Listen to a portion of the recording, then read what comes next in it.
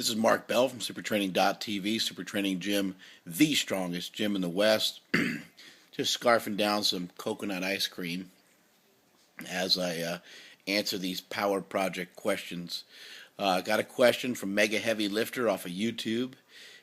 He's confused about the floor press. We had Jesse Burdick answer a question about floor pressing and board pressing and some different things like that. And the guy said he presses more off the floor and that he presses a little bit more off the boards. And Burdick replied by saying that's natural in some ways because it's a partial range of motion. It is natural. However, that's that individual's deal, and we're all different. You know, everyone's built different. Everyone's different leverages and shit like that. So the other thing is that guy may be performing some sort of shitty version of a floor press because remember, the floor press was invented by Dr. Floor in 1964.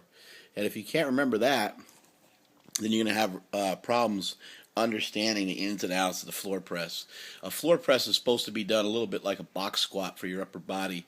You got to rest your triceps on the ground and then explosively press the weight back up. The other guy who presses more off the floor, perhaps he's not doing that. Perhaps he's doing more of a touch and go. Or perhaps he's bouncing the weight off the floor. Or perhaps his floor press, perhaps he is fully aware of Dr. Floor in 1964 when he couldn't get into his favorite store.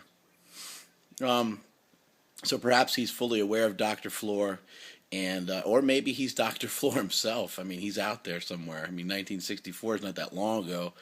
Motherfucker's probably still alive somewhere. So anyway, you're going to have some discrepancies from one person to the next, and a floor press is supposed to be harder than a regular bench press, but not always the case.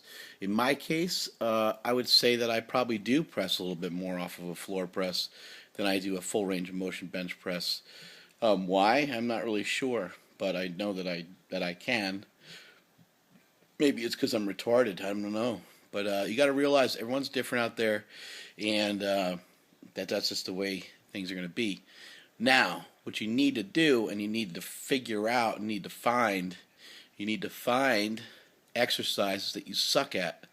We're not here to talk about exercises you're good at.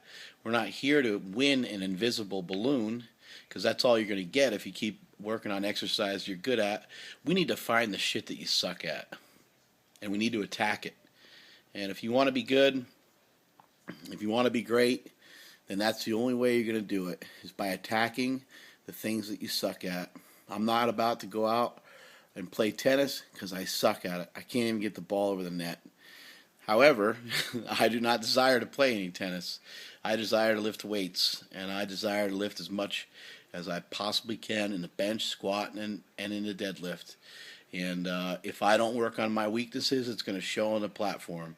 If I do work on my weaknesses, that'll show on the platform as well, and that'll get me the results I'm looking for. And that is it from SuperTraining.tv. Later.